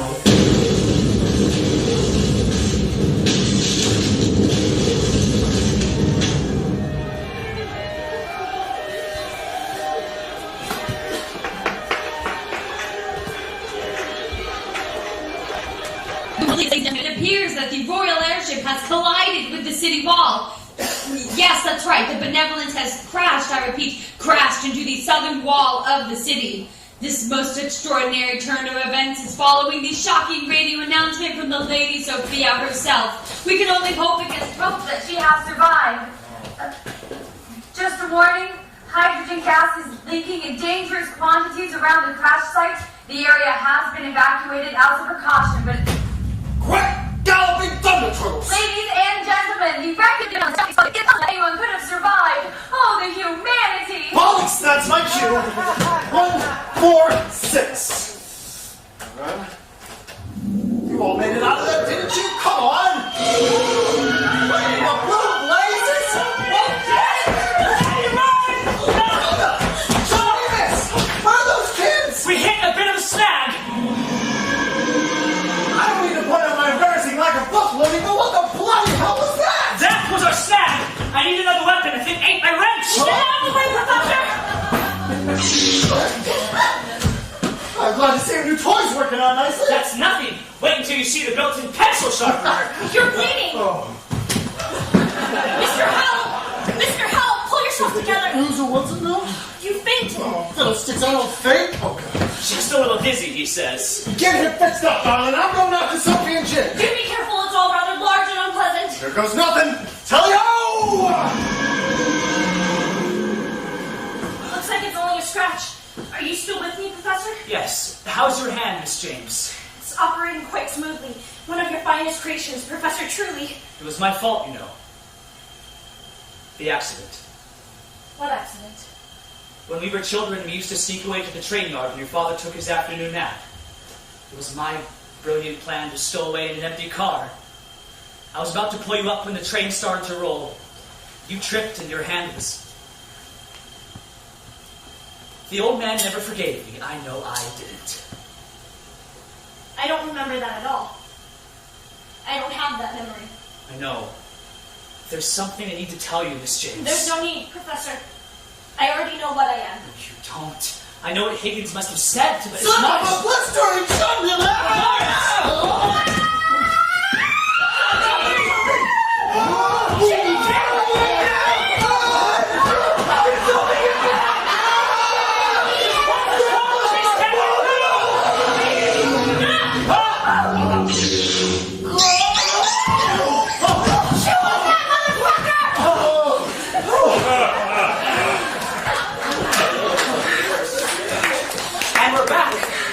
exciting, wasn't it? Everyone all right? Yeah, super. Mother of doom! I thought you said Dimension 146 was safe to hop through. It was. Used to be a lovely grassland puckling with charming little creatures like friendly balls of fluff. That did not look fluffy to me. You opened the portal on this end. Did he? He came up with the whole cockle braid scheme. Guilty as charged. Sorry I couldn't tag along with the rescue party. I always miss out on the fun stuff. Thank you very much, Mr. Howell. Well, you're the one with the blasting thing, and Pep with the doohickeys and all. Yes, well said, old bean. Your sainted mother would be very proud.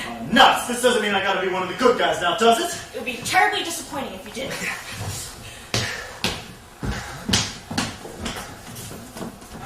Hey, you okay? Yeah, you? Yeah, I sing a little in the morning. Serves you right?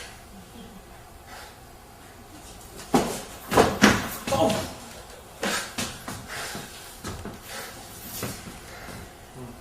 Can we please go home now? You still want to? I mean, with me?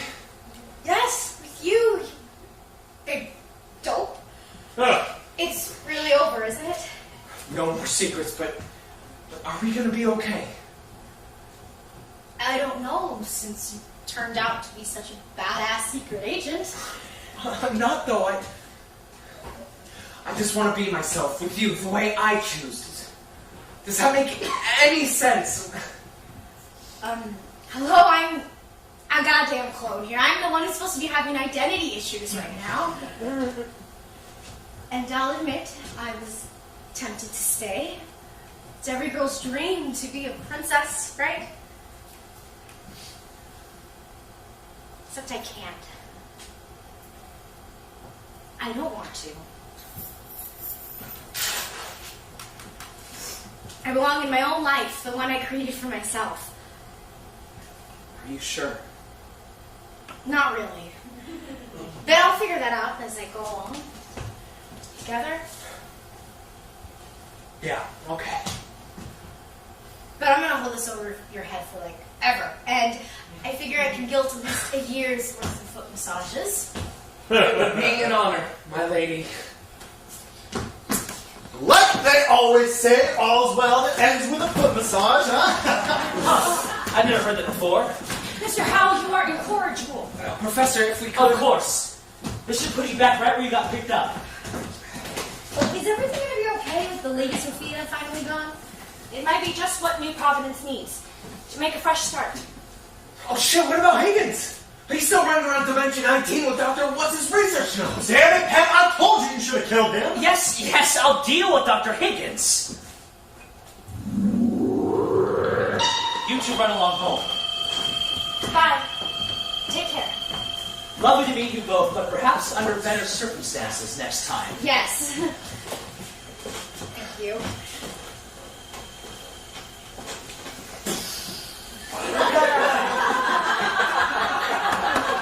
You can't stay out of trouble now, you hear? At least we need to keep our clothes on this time. Fucking kidding.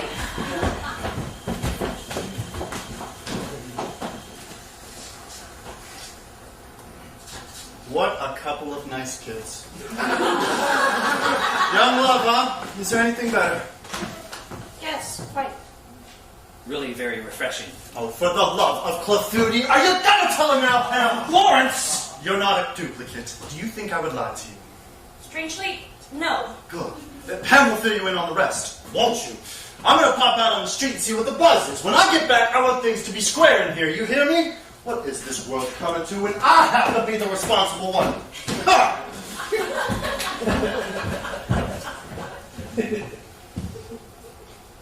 Well, Professor? It's true. You're not the one Jai Prakash used the duplicator on. It was... Well, let me show you. Show me. How? I don't know how else to tell you except to share the memory of someone who was there. My memory. It was about 3 years ago. I was returning from an errand when you told passed me out in the streets. The memoritorium will show you what you need to know.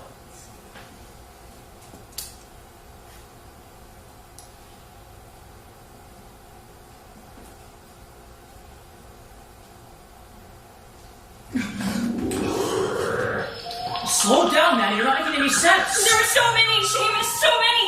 And she wasn't every single one. What? Who? Mother, she was in those glass pods, more than I could count. That's ridiculous. Your mother's upstairs in bed, just like always. Exactly. Just like always. That's why she can't remember anything. She must have died years ago and he kept making new copies. And the ones that didn't survive, all neatly preserved and cataloged. Of course, he would want to study them to see what went wrong. It's perfectly logical for a scientist. Hey, stop! You have to pull yourself together. How long has Father done this turning? And she's had to die over and over. Why couldn't he just let her go? Listen to me. Your father's on the verge of finding a cure. It's been his life's work, and he... You knew?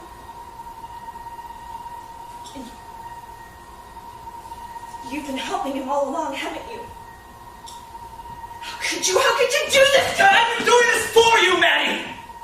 If you'd only wrench yourself from this overwrought hysteria, you'd understand what an important discovery this is. You are letting your good sense be overwhelmed by emotional outbursts and irrational female squeamishness. Oh!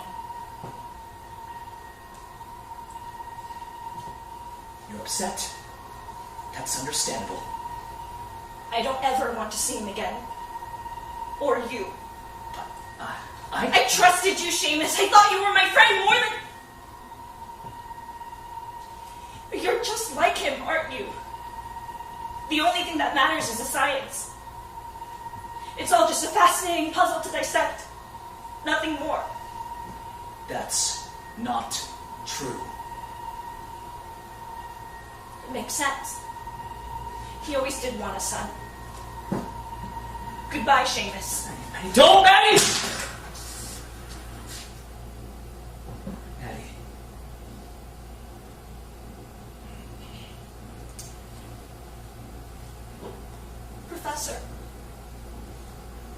could you have helped that man do such a terrible thing? My mother. Those poor duplicates all created just to die? There are no excuses that will suffice. After you left, I told him we needed to stop. The old man scoffed that if I couldn't overcome plebeian morality in the pursuit of true knowledge, then I was useless to him. So I left him there, alone. By then you had changed your name and vanished into the city with a little help from Lawrence. Lawrence? Mr. Howell? He always had a soft spot for you. But rest assured, you disliked him then just as much as you do now. That I can believe. It's nice to know some things don't change. You turned up at my shop one day, tipped off that your father's laboratory was being raided by the Royal Guard. You still hadn't forgiven me for what I had done, but we were the only ones the old man had left in this world. So you didn't just happen to be passing by that day? No. We went there together to try to save him. Rather naive of me to have believed that in the first place. We already started the fire to erase his work. We barely escaped with our lives. You were unconscious in the smoke for weeks. I feared you would never wake up. And when I did, I couldn't remember any of it. I thought that perhaps it was for the best. A way to start your life over without the terrible memory of your father and his experiments hanging over your head. I see. No, you don't see! It was all rubbish. I was a coward. I couldn't bear to think of losing you again.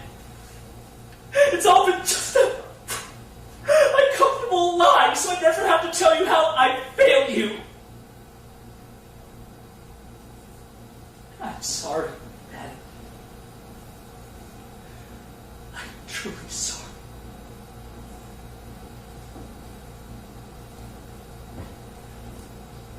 I'm sure Lawrence can help you find another situation, and of course, for what it's worth, I would be honored to write you a most sterling recommendation.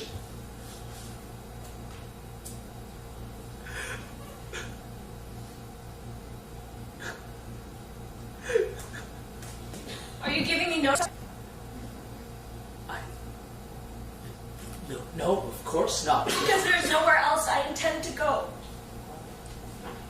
Maybe you feel responsible for me because of our past together.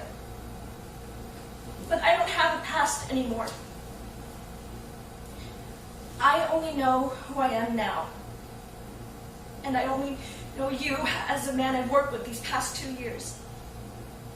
Impractical and forgetful and terribly untidy. And always kind and true.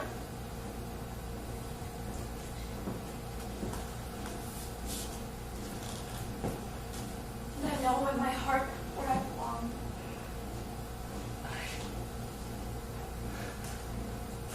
Maddie, perhaps we could discuss a change in your employment. I'm not so sure. I've grown rather fond of being the Clockwork Professor's assistant. In this matter, Miss James, I must say...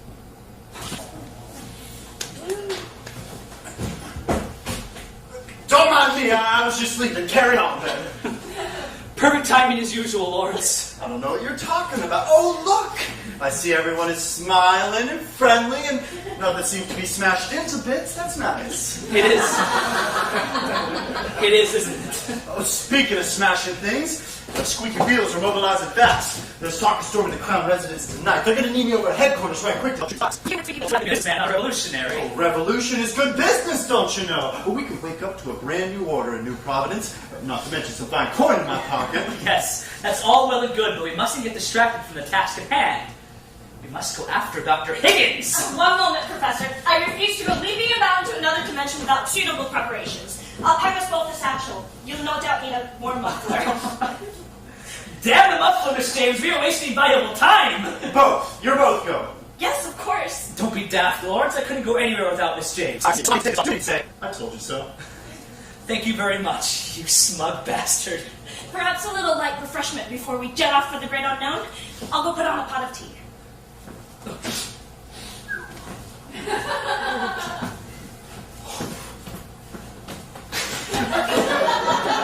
We should be planning our attack, not nibbling finger sandwiches. I need to formulate a strategy. We'll consider every thrust and parry and... Where the devil are my glasses? They're on your... I haven't the faintest idea. Perhaps we should go upstairs to look for them? Will you join us, Mr. Howell? I seem to recall we have... I don't catch any news on the radio.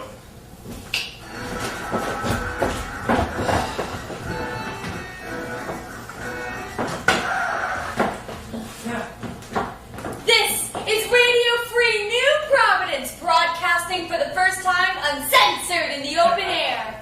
While we mourn the tragic loss of the Lady Sophia, we take to heart her last words and move to take back our city! And now, a taste of some underground music that's been sweeping the Western Territories. And ladies who are expecting may find this music to be a little shocking.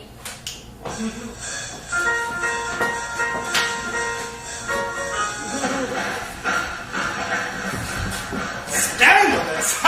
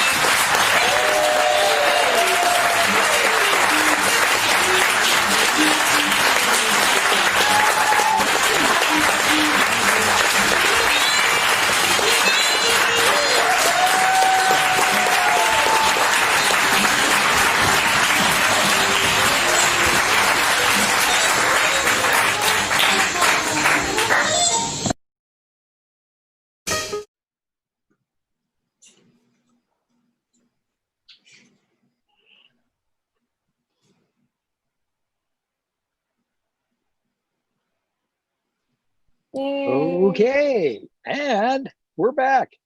And so what do you think? And for our special guest, we have the director of the Clockwork Professor, Amy Poisson, and the playwright herself, Maggie Lee. What? There it is. There's the tentacles. Yeah. Oh my God, I love it.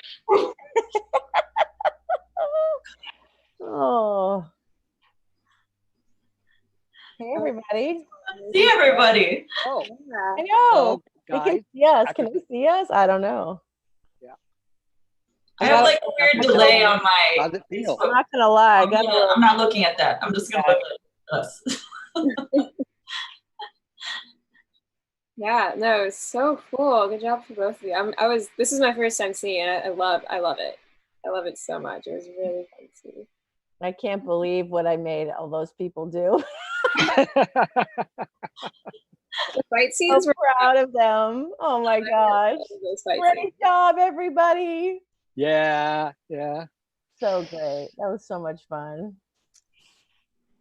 So Roger and I have some questions for you. Yeah. Yes, we have some questions for you. So, how much have you changed as artist in the past 7 years? I mean, not the first even a little bit. Wow, Maggie, you thought about it. You talked. Oh, I was telling Amy I was like really nervous to watch it again because I haven't seen it. And I haven't watched it since we did it. Basically, like we had it on tape, and I just didn't watch it because I don't know, you got the show and it has this like special place in your heart, and like you're like, oh, it was so great, and like going back to it felt weird, and so it was really fun to watch it again and be like, okay, it still had that little something that we were making. I don't know, we're just starting to figure out our style, I think. So yeah. So how have we changed? Is that what the question is? Well, I mean, how we evolved. Yeah. I mean, I think that the Clockwork Professor was so intricate, and Roger was in the room for so much of it too, and he knows so much detail. I mean, we really, it was my first Maggie Lee play, so for me, it was a little harder because I didn't understand the style yet. Like, we were making it up as we were going along and inventing, and all these crazy things. And I just got to say, like, shout out to Robin McCartney. That set is badass. And the props and the floor was so cool. I mean, just how fantastic. So I don't know if there's a change in there, but I don't think I understood yet what we had and what Maggie was all about. Now watching it feels like we got each other totally, of course, but I remember thinking, like, I have no idea what I'm doing here. Like, I have no idea if this is going to work. Like, these robots, I remember like deciding that we were going to cast the robots as women, and like, is that going to work? And sort of, so I guess for me, my change would be that I just trust us implicitly. Like, I just trust us, and Maggie can come up with whatever zany thing, and I don't worry about it. I'm like, I don't know, we'll figure it out, so confidence. I guess I'm more confident as an artist. That would be the change. But there was something very like, oh, what the hell? I felt like that play was very like, oh, what the hell? Let's just do it. Like, we don't have an airship, but we'll just make a little tiny one, and that'll be great.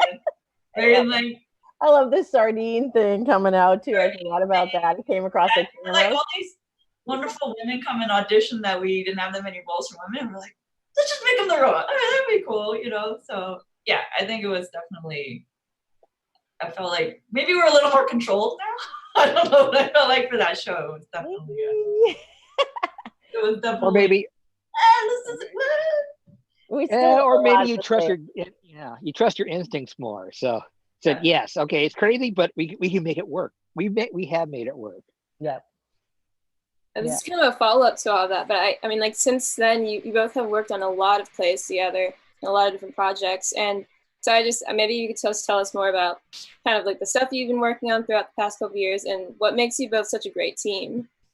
I think we love each other. And I always say that Amy's someone who I know, like, no matter what happens, we can figure it out. Like, we're gonna figure it out together. Like, I can be like, crazy, and she's just like, look, we're gonna figure this out. And I can say like the worst thing in the world to her, and she'll be like, okay, let's unpack that, and like, I feel like it's like the trust and the understanding is like so important. So I feel like that's why we work well together. Yeah, I think that the trust is a huge thing, and we're friends. I mean, Maggie and I have become friends. She is a very close person in my life, and so I think that's part of it, and that's such a gift. Like, what a gift to have the art have brought one of my best friends into my life. I think we work well together because we trust each other and we listen to each other and we communicate really well. We don't agree about everything, and we push each other harder, and sometimes like there'll be boundaries, like poor Maggie. I push her boundaries a lot. I make her try things and I push her, but she does the same for me when I feel like, oh gosh, I don't think this is going to work. She'll be like, it's going to work. You got to like trust it. And I think that we trust each other and push each other to be to be better artists. And also there's something, a lot of theater artists really take themselves really seriously. No offense for those of you who do. It's a great profession, but it's my life. It's what I do. But also, as I tell folks that I work with, when they get stressed, we're not doctors, or we're not fixing anyone's brain. If we screw up, it's okay. It's totally fine. And so I think there's also a freedom in our art form that we feel like we would rather try something epic and fail than to be safe, than to not try it because we're worried that something. And we also have a special magic power of drawing people to us that are going to be as brave and crazy as we are. I mean, look at that cast, right? Look how brave they were. Everyone, I mean, Phil went for that evil laugh. So I remember the day where he was like, "You want me to just keep laughing into the blackout?" I was like, "Yeah." He's like, "Okay." I mean, he was so delighted about it. And so we just have this great, I don't know, luck that we've had these amazing artists, the designers. I mean, the costumes. My God, Nerea's dress. I was like, I want that dress. That's gorgeous. I mean, our team and the sound and everything. It's so great. So I feel like Maggie creates a world that everyone wants to be a part of. And then they give themselves over to it. And I think that, Maggie is such a kind, loving person, and she demands that everyone be treated with respect in the room. And I feel the same way about it. And I think it's fun. I think we have fun. I think that's what I just like. It took me 10 minutes to say. I think we just have a really good time. I agree. Like, our thing is like, man, we just want to have a good time. And we want to have a good time with the people we're making the show with. We want to have a good time with the audience. Like, we want everybody to like get together and like feel this like fun thing that we're doing. And so I think that's weirdly like is that our thing? Theater. That's my thing. And then Maggie has this magical power where she sneaks in these really deep personal like growth and ideas and politics and she sneaks them in. They sneak up on you. You don't even know that they're there. And I love that. It's so fun to, I think it's fun. It's fun for me to watch the play and to see all the little sneaky things she snuck in there. Yeah, I think this is my like secret Asian American identity play. That's not specifically Asian American, but it's my thoughts about it. Like, yeah. But it's steampunk, Yeah, it's in steampunk. Yeah. I mean, I noticed you do a lot of steampunk. We did 3 shows together for steampunk, and then you've done some horror and some science fiction. Why is that? And how does it fit in your ideas about using actors of every ethnicity? Yeah, I mean, I feel like genre theater is something that people don't automatically think POC, which I think is turning around now with like Lovecraft Country came out. Country, yes. Yeah, like all kinds of like it's coming out a little bit more, but I feel like if you have this world where anybody can play any part, then why not? Right? Like, why not go there and like have cool roles for people and have them be able to do stuff that they're never going to be able, to be able to cast in a like mainstream theater play, or I don't know. I feel like it's giving them opportunities in a different way rather than being like, this is the Asian play that Asian people have to be in. It's like, hey, look, we could just be robots and space pirates and ghosts and whatever, and it's like a way to play and a way to like stretch your creativity and like, I don't know, like be you. That's just you. Yeah. Looks like we need to apply a few more clue by fours to get that across to folks, because it seems like we're the only ones that are doing that. So You guys want to come back to New Providence one of these days, or do you want to keep that under wraps for the moment? Oh, that's a Maggie question. I'm gonna. If we had a little more, if we had some bigger stage maybe, and we could fly people, and cool. Or you mean like new stuff, or you mean like?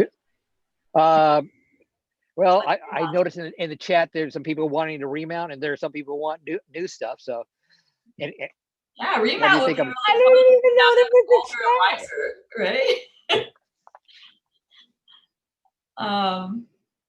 Yeah, I don't know. I have a bad habit of like coming back to stuff and doing side stories, so I might. Bad. Side stories are good. Yeah. She's got a play she's working on now that we're gonna do something. Yeah, we actually want to talk about that. I had a question. Tell us what's next. What's next for both of you? So for me personally, what's coming like right up next is I'm actually writing a short play, one act for radio theater, and they're doing it.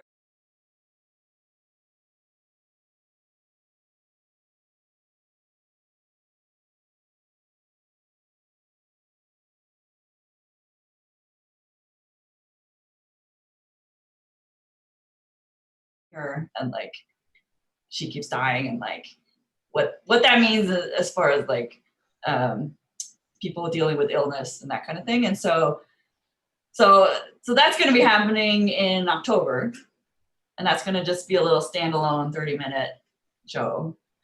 Hopefully if we have theater, if we can have theater still then, but it'll be more information about that later. But that's what's coming up for me right next. But then with Matcha, Amy and I have been working on a show that is possible spin-off from Sheath, which was the last show that we did together. And it's not a sequel. It's sort of like the New Providence plays, where it's in the same world but a different story in a different place with different characters.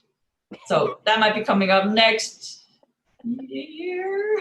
I mean, right? 20 or something. Dear Lord. Yeah. Any more sword play, more fights, and yeah, maybe a little more fighting, and maybe a little deep thoughtful conundrums about the universe. Maybe some war and parties dissenting, and then Matcha is doing a thing soon that Amy can talk about, which is the 17-minute stories. That's going to be our thing in the fall. Yeah. Yeah. So we, as everyone else, we, postponed the real theater world where we all get together in a room and sit really close to strangers and watch a play together.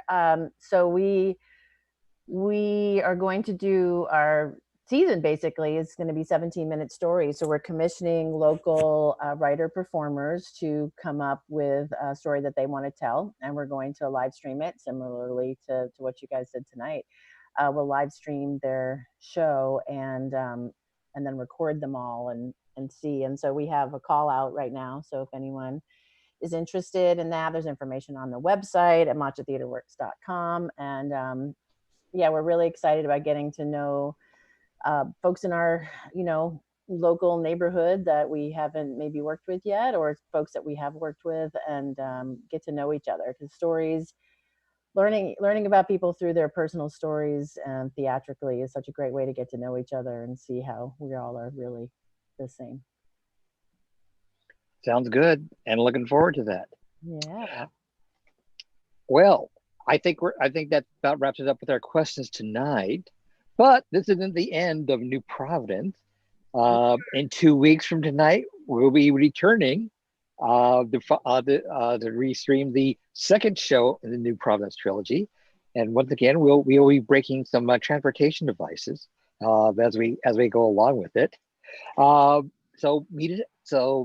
mark your calendars on September 4th, 7 p.m. We will be presenting the Tumbleweed Zephyr by Maggie Lee and directed by Amy Poisson. Oh my God, I can't wait to see Thad Morgan hang off that train again. Yeah. did it, so I'm also a little. I don't know what the hell, right? What the hell? Yeah. So glad we did this. What a great time. And we get to watch Michael Blum climb out of the ether on top of a train. Come on. It's going to be amazing. I'm all about this now, Maggie. I don't care. I'm so excited. This is a blast. Brilliant idea. Thumbs up. Porkville Productions, Theater Off Jackson. Woot woot. Thank you so much for joining us. Thanks. Good Yes. night. Thank you much. Good night, folks. Thank you.